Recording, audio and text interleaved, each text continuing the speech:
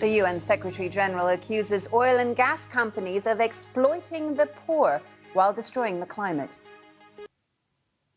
Another story for you now, and a strong statement from the United Nations Secretary-General, who has said it is immoral for oil and gas companies to be making record profits on the backs of the world's poorest people and a massive cost to the climate.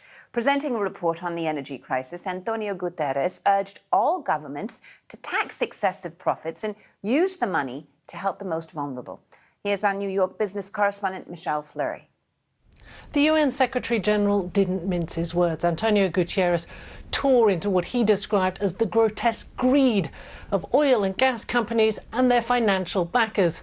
You may recall energy companies have seen bumper profits as prices of oil and natural gas have soared in the wake of Russia's war in Ukraine.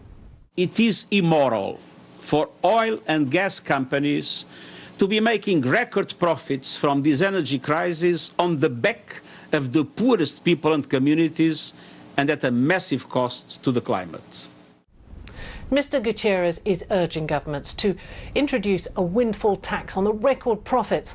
Together, he pointed out the largest producers had made a profit of almost $100 billion in the first 3 months of this year, and he wants the money that is collected to be used to help those most in need. And Mr. Guterres is picking up on a rising chorus of voices who are calling for a windfall tax on energy. In America, you have some congressional Democrats who have floated the idea. And in Europe, Spain is planning to follow in the footsteps of Britain and Italy, which have already adopted such plans. It's also not the first time the oil industry has been criticised for taking advantage of the global supply shortage to fatten profits.